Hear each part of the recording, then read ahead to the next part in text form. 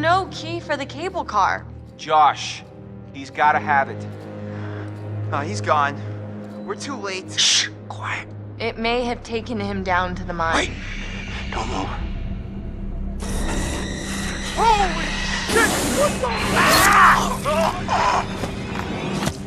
I'm gonna get that key right from that thing's goddamn bedroom, and then I'm gonna get us all the hell out of here. Holy shit! Hey! Whoa! Let's find a way down to where this fucker lives.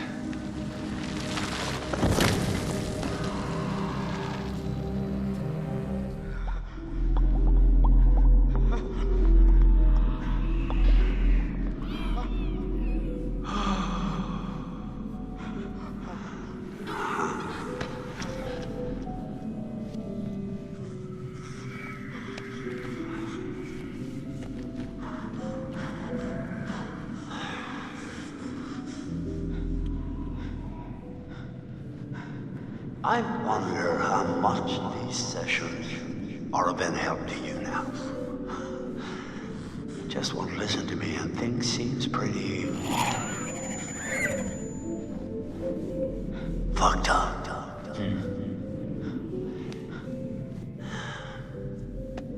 So I'm gonna leave you now, Josh.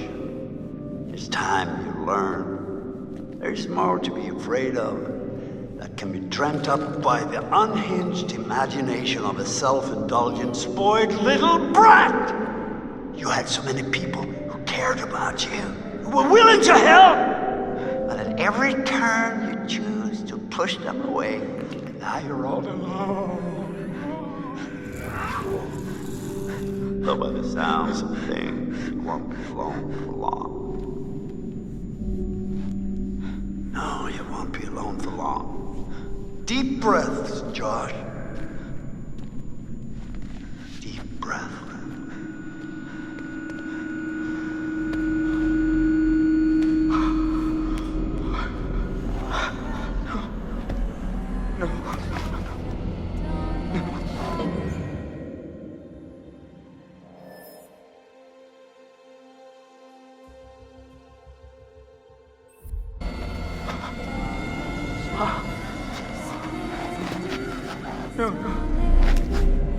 No, not again. Not again. No, get away. Get away! Get away from me! No, you're dead! Sorry. You're dead! Shut up! We miss you. No! You're dead! That's not ready. You manipulate. You are a coward. There, got it. Yeah, I want to start with a bit of philosophy. I don't take orders from you. You can't tell me what to do. You can't tell me what to do anymore. Time has run out for Josh. Okay. I trust you. I trust you. I trust you. No. You're not real. We were all alone down there. No, not again.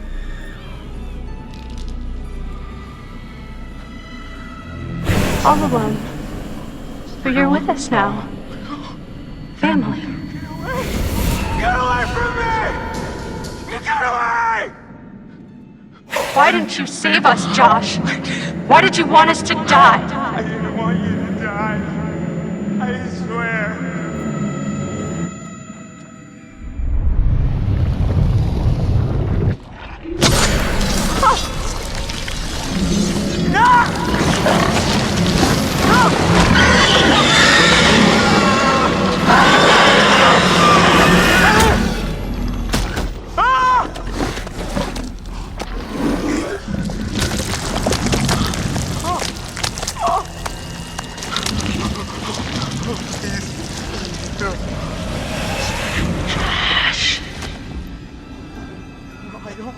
I don't take orders from you. No! Is this what you want? No! No! Why are you doing this? Leave me alone! Why are you doing this? Why did you save us, Josh? Why did you want us to die?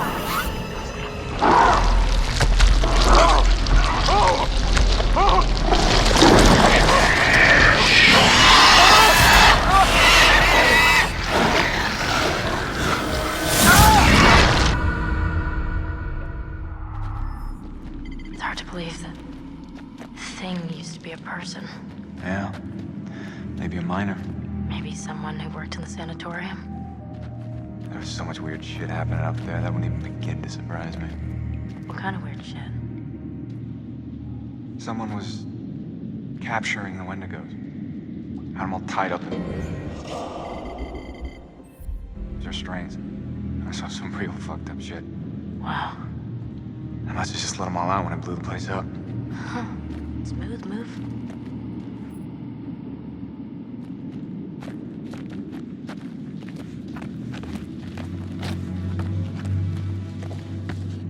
Fine. I'm going in. Whoa. Come on, it's okay. You sure? Oh, I'm not dead yet. Famous last words. Oh, It's freezing. shit. Hit me with my fingers.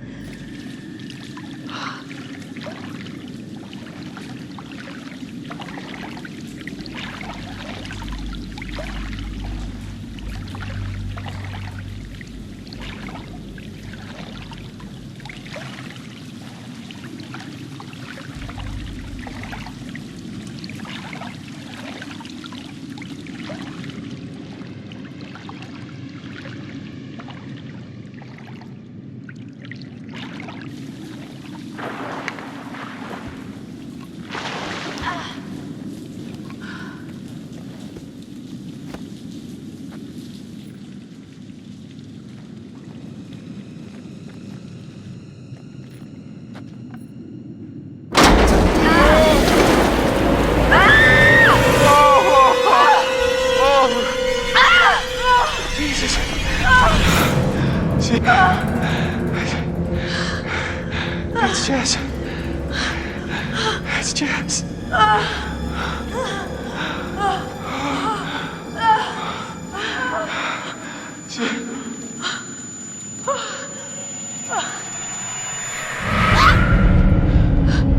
You see that? Yeah. Bodies. Yeah. Yeah, a lot of them. Oh my God. I'm gonna be sick. Wait, hold on. I think I saw something.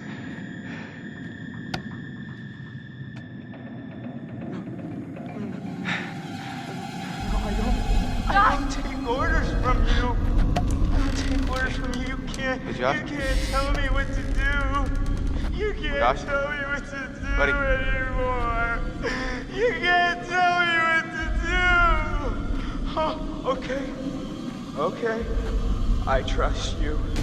I trust you. I trust you.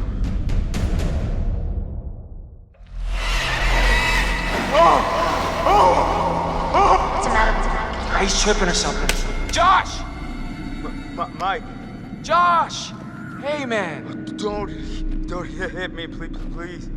Well, you were deep in it, man. Full mental jacket. We didn't think we'd get you back. Hey, let's just get the fuck out of here. Okay. Josh, do you have the key for the cable car? Yeah. Oh, God. You see that over there? That means there's a direct way out. Come on. There's no way Josh is gonna make it up there. Okay. If you help me up, I can go back to tell the others we're okay. Yeah, good. You bring Josh back the way we came, and we'll all meet at the lodge. Be careful. Yeah, you too.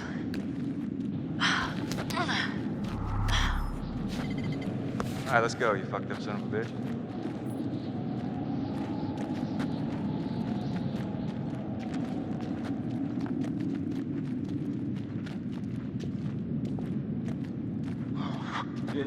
didn't have to hit me so much, man. Yeah, I'm sorry about before, man. I thought you killed Jess. I was wrong.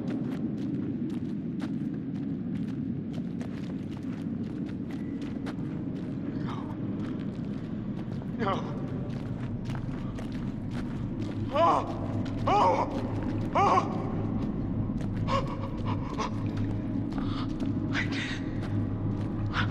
I didn't want you to die.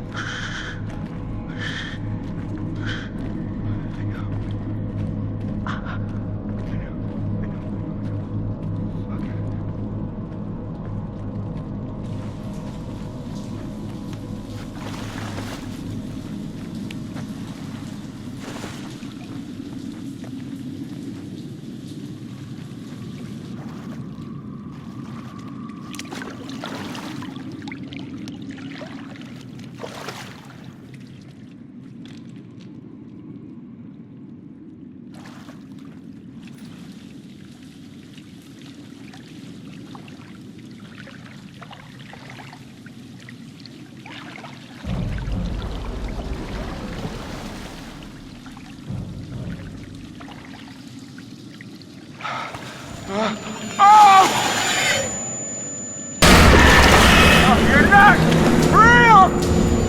No, you're not!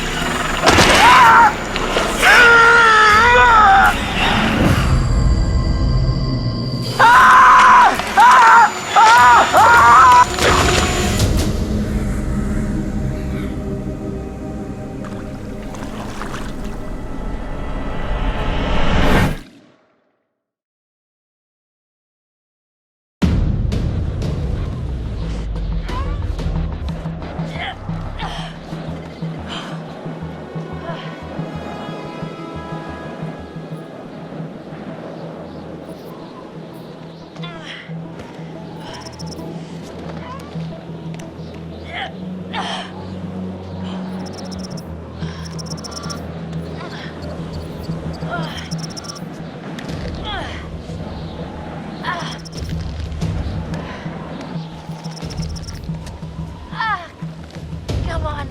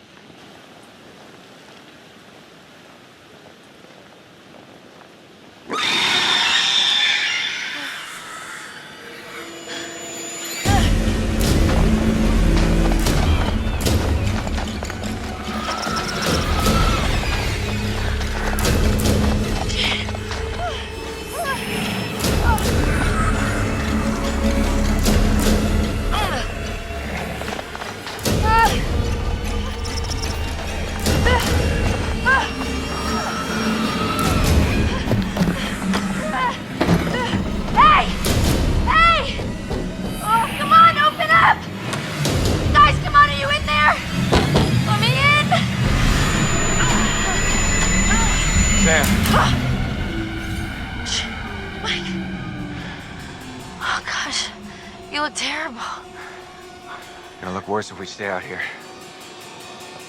Come on.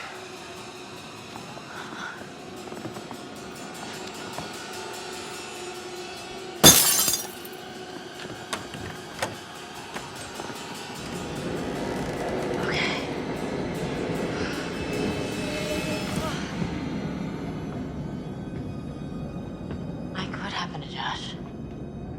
You got him. God, what an awful way to go. Not good. What do you think we should do? We should check the basement. Might be someone left down there.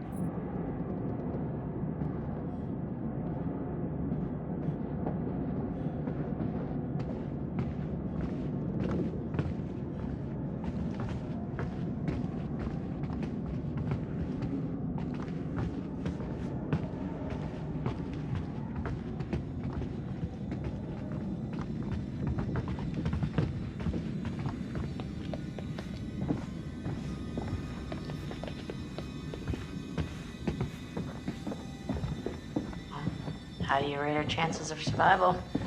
I'm trying not to think about it.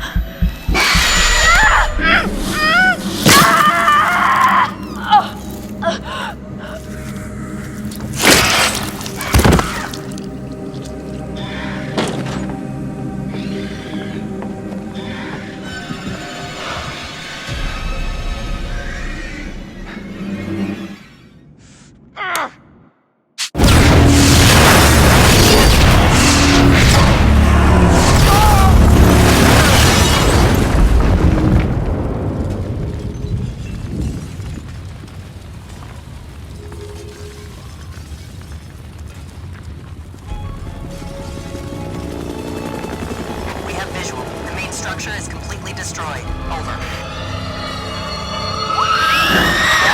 I'm seeing something.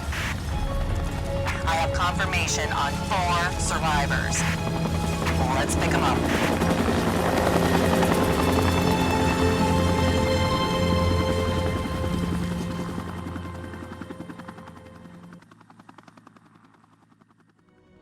Fuck! No!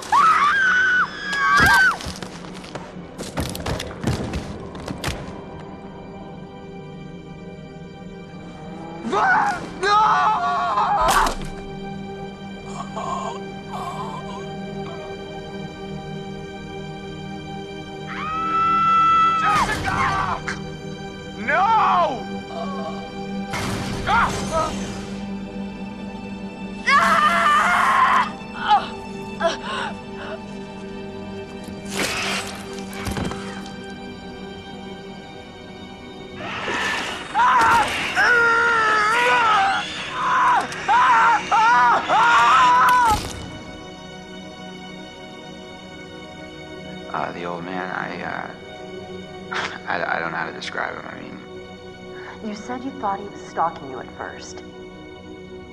Did anyone else in your group think that? well, yeah. Is it possible they could have killed him? What? No. No, you don't understand. Don't you And understand? if he attacked you, He saved my life. And I watched him die. I heard Jessica. I don't know how or why she was down there, but I know I heard her. He held it right up to my face. Right here, right in front of my nose, and he could have shot me. He almost shot me, the prick.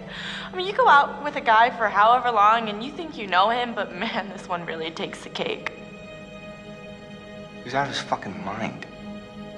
He wanted to hurt us. Okay? And I thought he was the one who attacked Jess. why did you hit Josh? He was acting like a maniac, and I had to stop him. I thought you said he was tied up. Yeah, but... Okay, okay. I know it looks bad. But you don't understand. He was trying to fuck with our heads. I stabbed him and I tried to get away, but I didn't know. I swear I didn't know. Didn't know? Who did you stab? Oh, I stabbed the maniac. I didn't know it was Josh, but then he was the psycho, and how was I supposed to know Josh had all this sauce and the gun and oh my god. About Matt, have you found him? No, not yet. Oh god, he's dead, isn't he? Why do you say that? Oh, no. He's just, oh my god, I was such a bitch, and I maybe could have helped him. Maybe I could have saved him. This wasn't fast enough. I was so close, man. If I had just been just a little faster, I could have saved her. I could have saved her.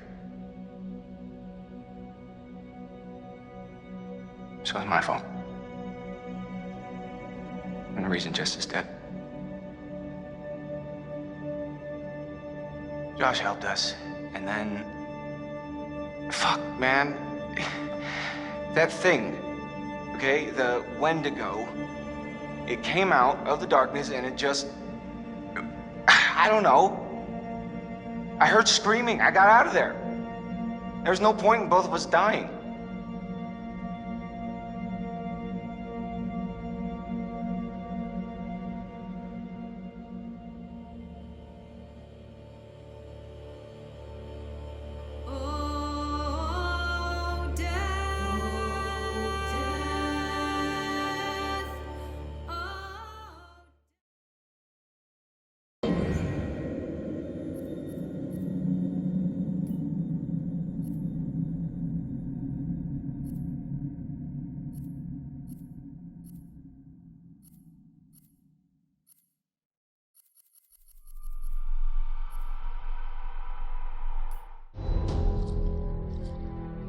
Hi, this is Lee Robinson, production designer on Until Dawn.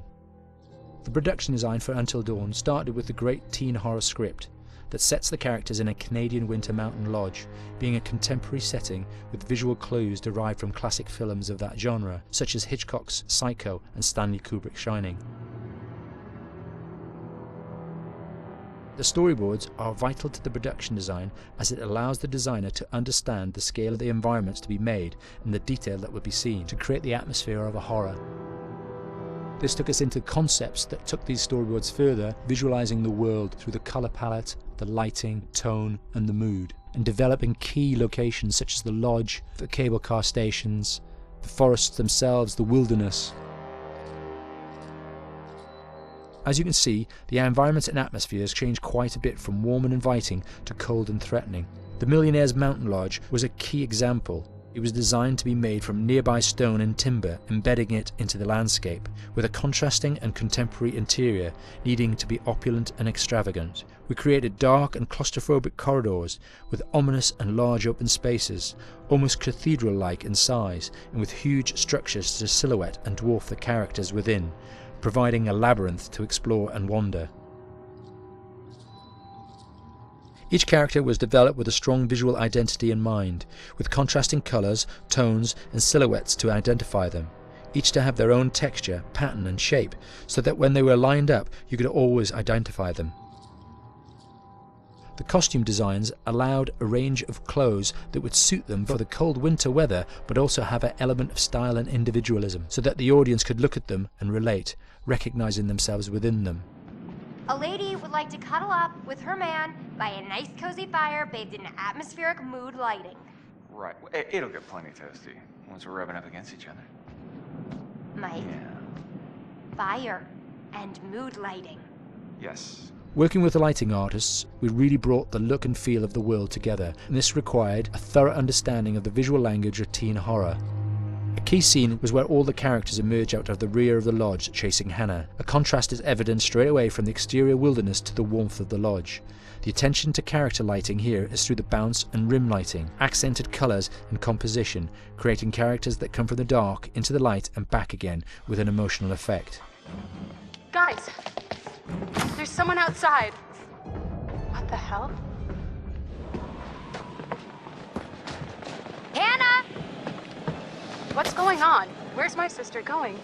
It's fine. She just can't take a joke. It was just a prank, Han.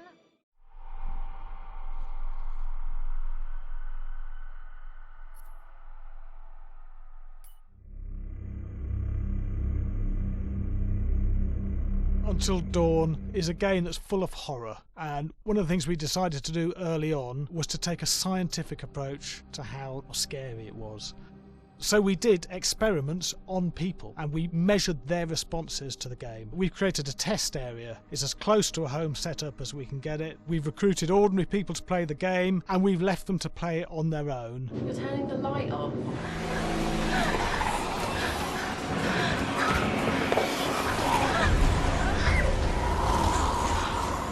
The only difference is it's rigged with cameras and microphones that relay the data through to the next room where people are watching them play. Bracelet here we use for biometric testing. It measures the player's emotional response. It's called a galvanic response sensor. It makes contact with the user's skin and it measures the electrical conductivity across their skin. It's the same principle as an old-fashioned lie detector. When you're stressed, you sweat a little, very sensitive, and picks up tiny changes if the player is feeling anxious or scared. That data's fed back to a testing team, it comes through as a graph. I'm so sorry.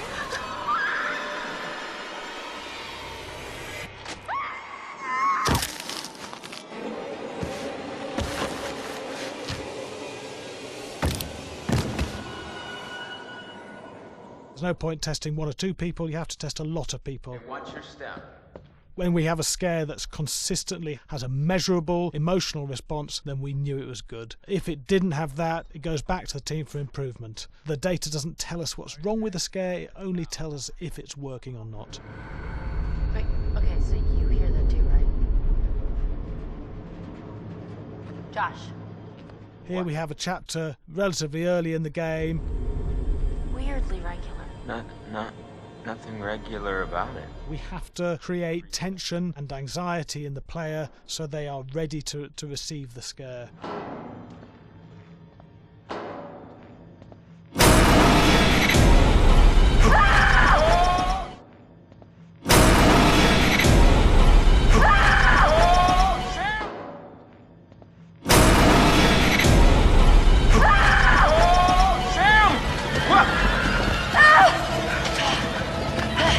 Give the player time to recover, to cool down, to calm down, and then start building the tension again before we do the next scare.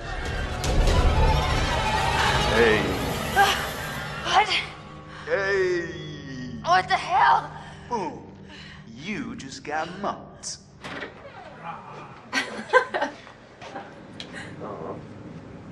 Yeah, I have such an adrenaline high in that game. There's two things we found. One is we could look at the scares, analyse if our expected scares were working effectively. Were people shrieking and covering their hands, or were they getting an emotional response from it? And being scientific about it means that we strip out people's opinions about whether things are working or not. We've got data, and we look at the data. If it's working, we're happy with it. Really scary.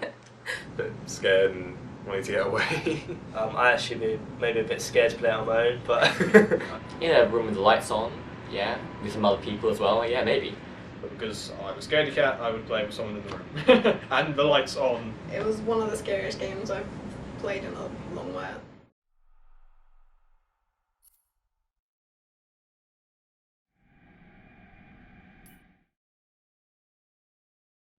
Hi, Larry. Hey, Graham. Hi, my name is Graham Resnick. I'm a filmmaker, writer, director, sound designer, and I started working with Larry Fessenden about 10, 15 years ago through my friend Ty West, who I grew up with, and have done a lot of sound design with on his films. And he was producing Ty's films at the time, and Ty introduced me to Larry. Larry produced my first feature, and we've written together on several projects. My name is Larry Fessenden. I'm a filmmaker. I run Glass Eye Pix, which is an independent production company out of New York. We make indie movies, a lot of scary movies as well. And I got a call to audition to write this video game. And I called my pal Graham Resnick because Graham's a gamer. And while I thought I could offer something to the idea of writing this multi-branching story, I knew that I would want Graham's expertise as a lover of gameplay, since I guess games were started. So and just as a lover. And as a lover, yes.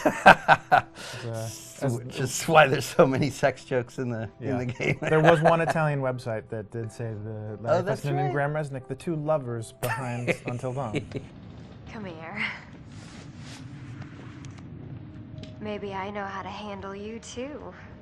I am definitely ready to be handled. So I wanted Graham by my side. Yeah, and we got the gig, and it's been an amazing ride. Oh, hell yeah.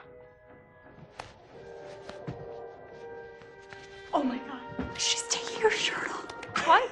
Oh my god. Matt, what are you doing here? Hannah. I'm sorry, Hannah. This all got out of hand, but...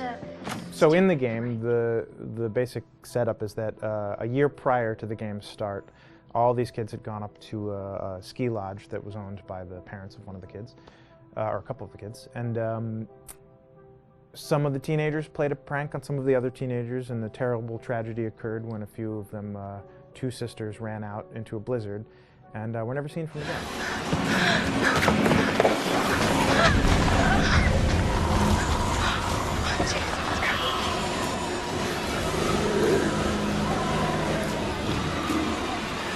So now, a year later, this is kind of torn apart, this group of friends. They've gone through some trials and tribulations in the past year. The brother of the two girls has had a lot of psychological issues, and to kind of help him cope and help them all get over it, they all returned to the lodge a year later, back up on the mountain. And the idea is to get over it, but... the healing does not begin. Yeah, and these kids are all trying to find themselves. They've been through a trauma, But in general, they're just teenagers trying to figure out who they are. So they're all kind of falling into the patterns, the stereotypes, the characters they see on TV and in the movies. I think we were very interested in taking genre tropes and kind of making them sort of refresh them.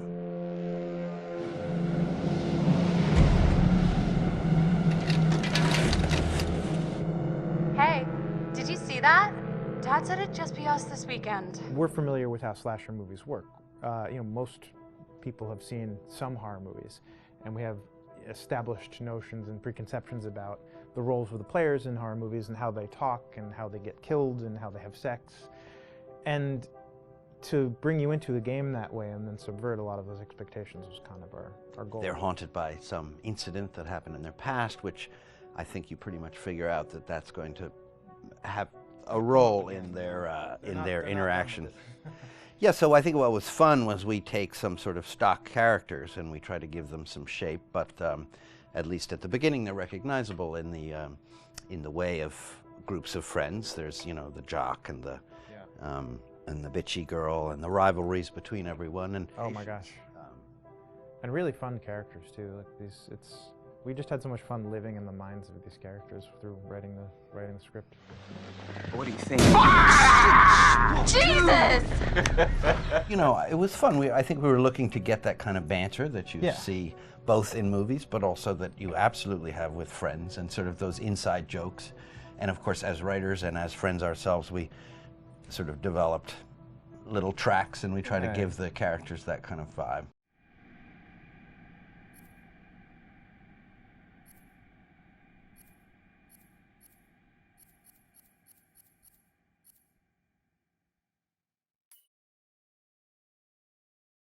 Hi, Larry. Hey, Graham. Hi, my name is Graham Resnick. I'm a filmmaker, writer,